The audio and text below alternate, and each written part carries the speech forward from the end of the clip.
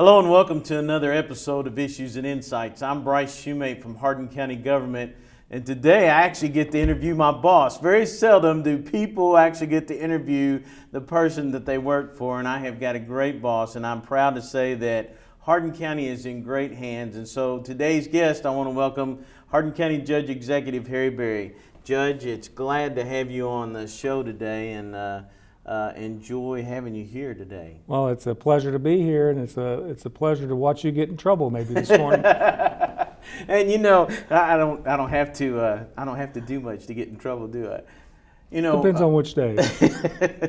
Judge, I know that we just adopted a new budget in Hardin County. In fact, our fiscal year just started the 1st of July, so now we get to come off of our spending freeze, and our treasurer says we can start spending money, although you say not very much until... That's right, very slowly. Until taxes start coming in, you know. So I want to touch today on kind of the state of the county and what's going on, much like the president does on the State of the Union, but kind of let folks know because, you know, even though we try to keep people informed on by having HCCTV film our fiscal court, not everybody gets to come and not everybody gets to watch. So that's correct. Well, you mentioned we started a new fiscal year for us, so that's one of our primary responsibilities is managing the resources that the good folks of Hardin County entrust us with, and a lot of that has to do with the budgeting process. And for us, that budgeting process starts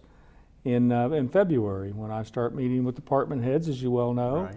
And you all bringing your have-to-have list and your wish lists and all those types of things, and we start hammering out then what the budget's going to look like. And then at the other end, it comes to fruition when the fiscal court passes what I recommended. The state statutes require that I propose a balanced budget to them by the first day of May. And obviously we accomplished that in late April when I presented that budget. And then during the month of May, the fiscal court discusses it, discusses any changes that they might like to make to that proposal. Fortunately for us, there wasn't any changes that they deemed that needed to be made, and it was ultimately approved on the 12th of June to start for the 1st of July this year. And I know a lot of people don't realize how much there is into that process, because even though the department heads hand it into you and you start talking to department heads, because you actually have a meeting with each department head to talk about their needs and wants and what have you. But that's not the end of it. It has to be fine-tuned, correct? It does. There's a lot of work that goes in. As you said, we meet with each of the department heads, and then Lisa Pearman, our treasurer, and I work together of crafting that budget, trying to put all the different components together. And as you can imagine, sometimes I describe it as some of my clothes that fit a little bit too tight, is that there's got to be some give and take given between the different departments and the needs and stuff, and Lisa and I sort through that. We both have 15 or more years of experience doing this, so we're able to work through that, I wouldn't say quickly, but perhaps efficiently. In this day and age, we're able to do a lot more of it electronically with spreadsheets that populate the budget and those types of things, but it's still a challenge to be able to make all the ends meet. We're a very low taxed county, which a lot of people are very appreciative of. But that means that we have to actually count the pennies, just not the nickels, to be able to make it all work. I know I got tickled the first time the first year I was there that you were working on the budget, and you said, and it's kind of fun because I've never forgotten, you said, now, I may not talk to you much these next few weeks because I'm concentrating on the budget, so don't be mad at me if I don't say anything to you or if I'm a little grumpy.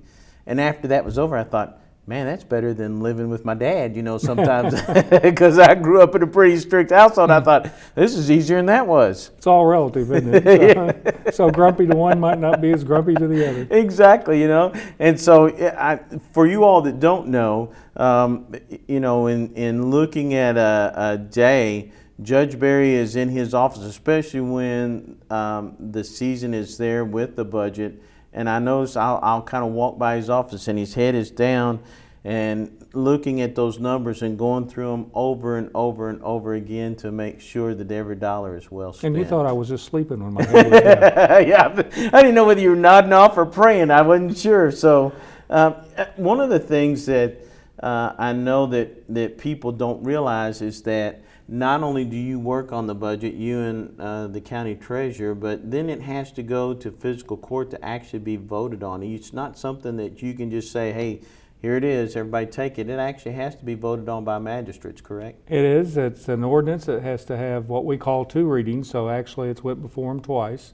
In our system, we also send it to our committee, the Resources Committee, which is led by Mr. King, for their review before the fiscal court even approves the second reading of it.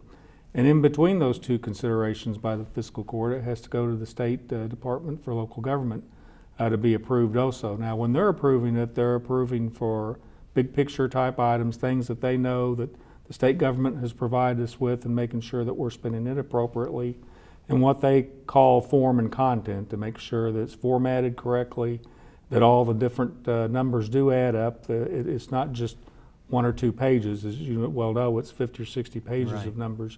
And they're in different departments, they're in what we call different funds. And so all that has to be checked out and approved by the commissioner for the Department of Local Government before we get to approve it the final time. So there's a lot of moving parts to getting there, unlike a city budget where the city itself just takes care of that and it doesn't go to the state government for approval.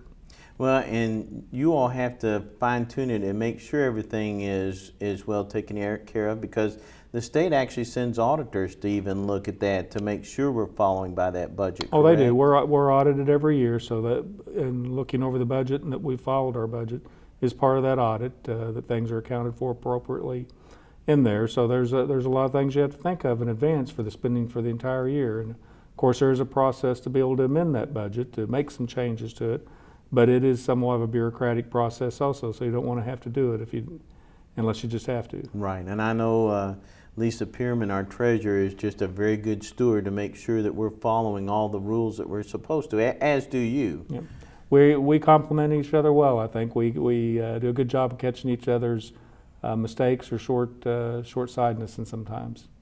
Now, I know that you talked about, your jacket fitting too tight. I know this year it was a little bit of a strain to come up with being able to take care of all of the needs. All of the wants aren't always taken care of, but the needs, try to address those as well as we can.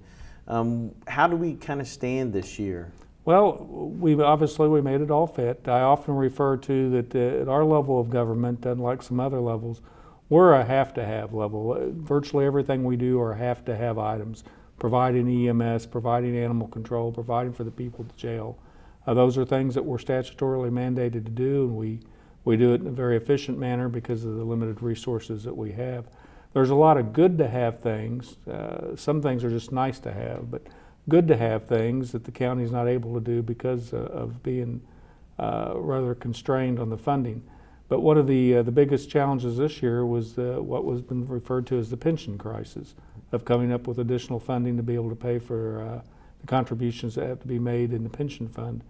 With the changes that was made in legislation this year, it cost the county another $300,000 in the budget than what we did the year that we just finished. That's about 12% more in pension requirements. And that's a hard amount to come up with in the amount of money that we have. And it does a cause for, you have to look at your tax rates and how's that money going to be provided. When we've got a budget that's essentially the same that it was the previous year, this new budget is 1.7% more. About half of that 1.7% is the increase in pensions, that $300,000, and the other half of it is a 911, the increased spending that we're going to have there for new equipment that we're going to have to purchase to be able to keep up. Right, because I know that our 911 system is the transmission part of it is getting antiquated and it's going to have to be replaced. But going back to the pension system, had the legislature not adjusted what they were originally had said that they were going to raise it to, it was going to hurt the county very adversely as far as county government. It was. The original discussions was going to be a 50% increase for us, which would have been about $1.2 million for the entire fiscal year, and there's just no way that we would have been able to come up with that. By the end of the last legislative session, and of course I think everybody in the public probably knows now that there was a bill passed at the very last day dealing with the pension issue. And then there was a companion bill that was to phase in for local governments the payments that would have to, the increase in those payments that would have to be made. So instead of a 50% increase, we had a 12% increase. But next year we'll have another 12% increase on top of the one we just had. And the one after that will be another 12%. So we'll eventually get to that same size increase. The thought process was that A, we couldn't stomach it all at once, and B, that perhaps you can find ways to make savings before those years come.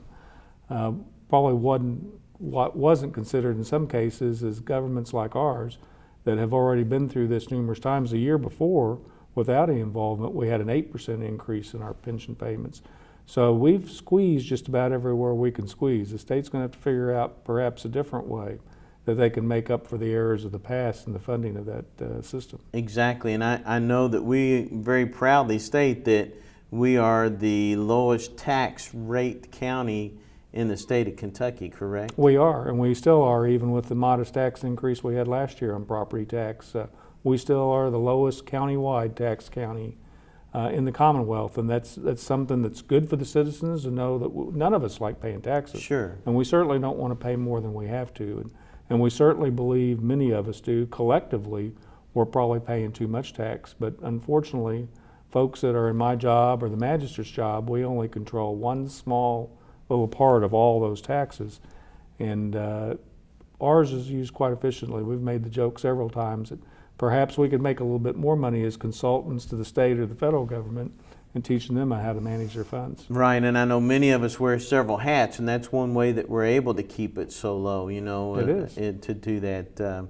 You've made a statement several times that the county employees do quite a bit with the dollars that we have to spend. They do. We're very blessed in our county. We are, those of us that work there that are in leadership positions, but certainly the citizens of Hardin County are very blessed to have the people that work in county government doing what they're doing. They do it because they have an interest in serving their community and serving in our local government. They certainly don't do it for the pay because we're one of the lowest paid governments across the state as well. A lot of people don't realize that. They would think as prosperous as Hardin County is, but because we keep our rates so low that folks could actually go to work someplace else and make quite a bit more money. And that's one thing that we actually worry about, Judge, especially when we talk about our EMS personnel, because of the paramedics pay so much more in other places that it makes it hard sometimes to compete. It does. It causes a lot of turnover, and of course that causes training issues and that type of thing with the people, particularly on the lower end of our pay scales. Like you said, those that are in EMS, also at the sheriff's office and in the county jail as well. The turnover rate makes it quite a challenge, but you can only do what you can afford to do. Sure, and I know we've talked about this in the past, and a lot of people that are watching our show may not know this, but other counties have abilities from many years ago that were voted on to be able to generate more funds. You might talk a little bit about Sure. that. It's called an occupational tax, and most people at work are familiar with it because most likely in their city they're having an occupational tax and pay that. And of course that's an income tax. It's based on how much you make, but it's called an occupational tax at the local level. Many of the cities have it. Most counties have an occupational tax, but there was legislation that was done in the mid-'80s, 1986, that reformed that system. And counties that already had an occupational tax, which Hardin County did not, was grandfathered in. So they continued to collect and charge the same percentage rate that they were at the time. For counties that's 30,000 or more in population, those new rules were that if you instituted an occupational tax after that date, it had to be offset with the cities, meaning that if you paid 1% at the city and the county had a 1% rate, it would cancel out the counties. The city would get theirs, but the county couldn't collect. If it was less, the county obviously could collect the difference. Well, virtually every city that has an occupational tax has 1% or more. They're not Right. They're not going to go low. So out of 120 counties, there's 35 of them that are over the 30,000 population limit. Now, why that rule was 30,000, I have no idea, but it was picked out for some reason apparently.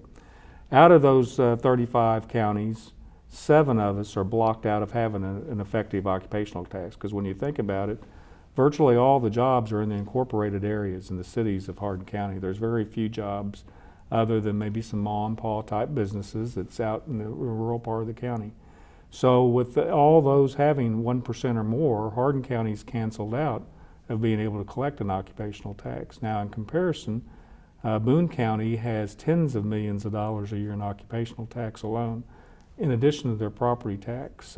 Davis County has something like $4 million a year that they take in occupational tax. Warren County's not far behind that, where we're taking in zero. The city of Elizabethtown collects about $16 million a year in occupational tax, and I think Radcliffe's is $3 million.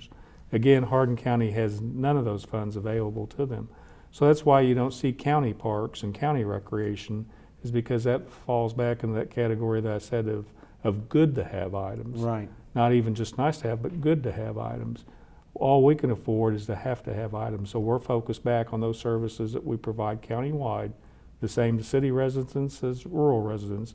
And that's EMS, animal control, sheriff coverage, and obviously operation of the jail, which the cities have no involvement in. And it keeps us from being competitive. It does. What makes it hard for us to be at the table recruiting new businesses, helping, because we don't have anything to incentivize it with. A lot of the incentives that cities provide is rebates on those occupational taxes. They also are able to use those occupational taxes to create more infrastructure to make it more attractive, quality of life type services, all those types of things. So while our cities do a good job of that on our behalf, it makes it hard for the county to actively participate in those type things. What would it take